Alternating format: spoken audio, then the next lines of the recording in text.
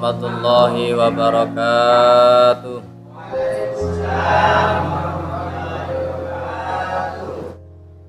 Bismillahirrahmanirrahim.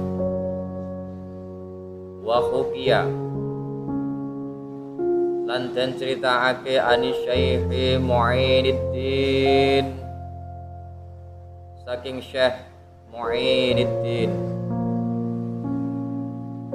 annahu apa setune Mu'inuddin kala iku dawuh ya Mu'in kana ana sapa asy-Syaikhu Syekh Ahmadu Al-Gharnawi yaiku Syekh Ahmad Al-Gharnawi sakinan iku manggon fi gharin ing dalem guwa qaribin kang parek minasyami saking Syam wa zurtuhu mongko tilik ingsun hu ing Ahmad wa idza ma alaihi mongko dumadaan ora ana iku tetep alaihi ing ngatasi Ahmad illal jildu wal azmu angin utawi kulit lan balung wa hale utawi Ahmad jalisun iku pinarah ala sajadatin ing ngatasi sajadah wa baina yadaihi lan iku tetep ing dalem antarane Ahmad asadani utawi macan loro. Hikayah itu cerita. Ini cerita dari Syekh Mu'inuddin bahwasanya Syekh Mu'inuddin ini silaturahim kepada salah satu orang yang ahli ibadah, yaitu yang bernama Syekh Ahmad Al-Gharnawi. Syekh Ahmad Al-Gharnawi ini tinggal di Goa. Jadi Syekh Ahmad Al-Gharnawi ini tinggalnya di Goa. Jadi pada suatu saat Syekh Mu'inuddin ini silaturahim kepada Syekh Ahmad Al-Gharnawi. Dan goa tersebut terletak di antara Syam. Jadi nggak jauh dari negara Syam. Syam itu kalau sekarang terpecah menjadi 4, yaitu Suriah, Palestina, Lebanon, dan apalagi yang satu itu ya. Pokoknya saat ini nggih 4 negara nih.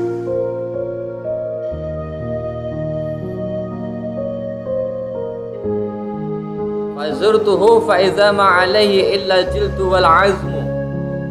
Ketika Syekh Mu'inuddin ini sowan silaturahim kepada Syekh Ahmad, nah, ketika melihat Syekh Ahmad beliaunya kaget.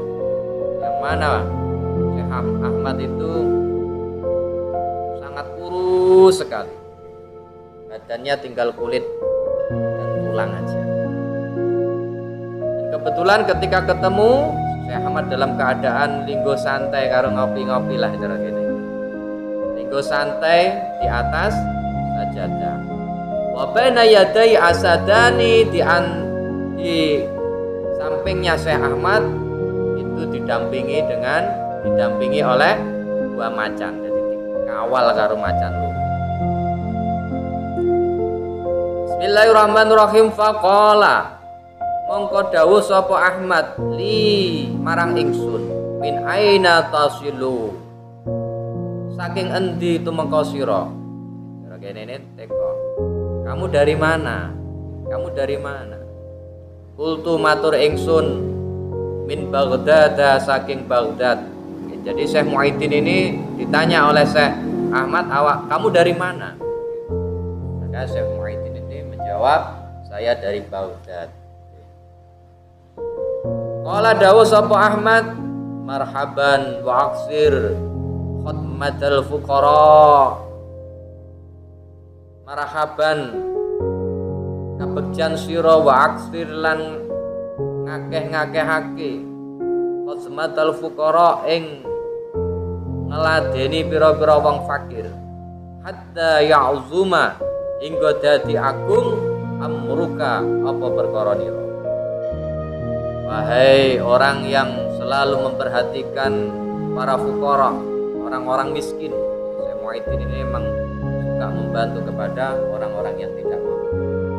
Sehingga Syekh Muhyiddin ini menjadi orang yang mulia dengan perbuatannya itu. Wa ini sakangtu lan sedune ingsun sakangtu iku manggon ingsun fi hadzal ghari ing dalem iki gua mangzu arba'ina sanatan ing dalem mangsa 40 taun. Wa tazaltu lan nyingkrih ingsun khalqa ing makhluk.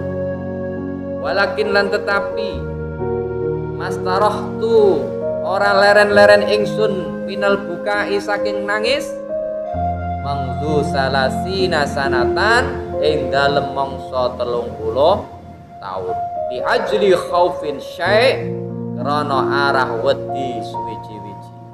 Jadi Syekh Ahmad ini tinggal di goa itu kurang lebih sudah 40 tahun.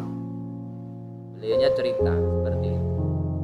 Kenapa kok beliaunya itu tinggal di goa? Dengan alasan supaya dia itu ibadah bisa khusyuk, menjauh dari manusia alias uzlah, menyendiri. Makanya Syekh Ahmad ini menyendiri di gua itu kurang lebih sudah 40 tahun. Dan beliaunya juga bercerita lagi, walakin mastarahtu minal buka mundu salasina sanatan, dan saya itu setiap hari menangis. Dan saya itu setiap hari menangis, ya kurang lebih saya menangis itu 30 tahun. Wali ajri khaufin min syai' krana wedi dengan sesuatu, karena takut dengan sesuatu. Jadi Syekh Ahmad ini tiap hari menangis, takut dengan sesuatu. Makanya akhirnya Syekh Muhyiddin bertanya, kultu matur ingsun ma huwa iku apa utawi Syekh, apa sing mbok wedeni iku apa? Syekh Muhyiddin teko. Jadi yang ditangisi oleh Syekh Ahmad ini ternyata ketika beliaunya itu sholat itu selalu mengingat, beliaunya selalu mengingat atas dirinya. Beliaunya takut bahwasanya ketika menjalankan ibadah, melakukan ibadah itu tidak sempurna alias ada syarat-syaratnya ibadah itu ketinggalan. Intinya seperti itu. Dia khawatir karena di antara syarat-syaratnya ibadah itu kalau ada satu saja yang ketinggalan, maka dia khawatir pasti amal itu tidak akan diterima oleh Allah. Dan yang saya khawatirkan lagi ketika saya amal ibadah yang ada syaratnya saya tinggalkan dan akhirnya ibadah tersebut tidak diterima oleh Allah, yang saya khawatirkan lagi wis gak ditompo akhirnya karo Gusti Allah dilemparne ning wajahe beliau. Yang dikhawatirkan cuma itu. Wa ing kunta mongko lamun ana sira huwa ya fakir, wong fakir takdiru anta kharuja iku kuasa sira ing yen to metu min uhdati sholati saking janji nindakake salat fa'alta mongko nglakonana sira amron ing perkara kang gedhe wa illa zahaba lan lamun ora bisa metu sira al umru mongko ilang apa umur iku perkara bil ghaflati kelawan lali wa dha'a lan kasya-sya. Jadi yang intinya hikayah ini, cerita ini menerangkan bahwasanya ada salah satu seorang abid, orang yang ahli ibadah. Dia itu uzlah, dia itu menyendiri di gua dengan tujuan supaya ibadahnya itu betul-betul ingin diterima oleh Allah, supaya ibadahnya itu betul-betul diterima oleh Allah. Makanya dia itu sampai menyendiri di gua selama kurang lebih 40 tahun dan setiap hari itu selalu menangis selama 30 tahun. Dia khawatir bahwasanya ibadah yang dia lakukan itu tidak sempurna. Ibadah yang dia lakukan takut kalau itu enggak sempurna.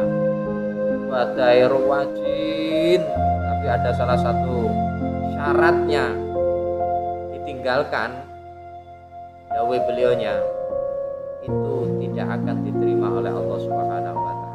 Walaupun dia itu tidak melakukan kemaksiatan, melakukan ibadah aja, dia itu merasa bersalah kalau ibadah itu tidak sempurna. Idane karo wong-wong dhewe niku teng mriku niku. Kalau kita itu setiap ibadah wis merasa yakin, merasa sudah sempurna. Terutama di sini yang diterangkan masalah syarat-syaratnya ibadah. Setiap ibadah itu pasti ada syarat dan rukunnya, dan bahkan ada yang membatalkannya. Itu ada. Makanya beliau ini saking hati-hati ini sampai menyendiri supaya nggak diganggu karo wong, fokus. Supaya iso fokus setiap menjalankan ibadahnya. Mudah-mudahan dengan cerita ini kita semua itu bisa lebih mendalami ilmu-ilmu agama. Di antaranya ilmu sholat, ya lebih kita dalami lagi syarat-syaratnya sholat itu apa aja. Syarat-syaratnya sholat itu apa aja. Itu harus tahu. Karena kalau kita nggak tahu ya akhirnya yang kita khawatirkan ada di antara syarat itu tadi yang kita tinggalkan. Dan yang paling terpenting di antaranya kita itu kadang-kadang di antara syarat daripada sholat yaitu mengetahui mana rukun dan mana sunnah. Ini syarat daripada sholat. Awake dhewe nggak ngerti iki rukun kah sunnah, maka itu berarti kalau kita nggak paham tentang rukun dan sunnahnya sholat, berarti kita nggak sempurna syaratnya sholat. Syaratnya sholat itu, syarat itu adalah segala sesuatu yang harus dipenuhi sebelum melakukan pekerjaan tersebut atau mengamalkan suatu pekerjaan. Jadi sebelum kita sholat harus tahu syarat-syaratnya sholat itu apa aja. Karena sholat itu hukumnya wajib, maka mempelajari ilmu bab sholat itu juga hukumnya wajib. Kewajiban itu ketika kita tidak mau menjalankan, maka kita akan berdosa. Mudah-mudahan kita bisa mengambil hikmah daripada cerita ini, yang mana dengan adanya Syekh Ahmad ini kita terbuka untuk hiroh kita untuk belajar tentang masalah agama, tentang hukum syariat dan lain sebagainya.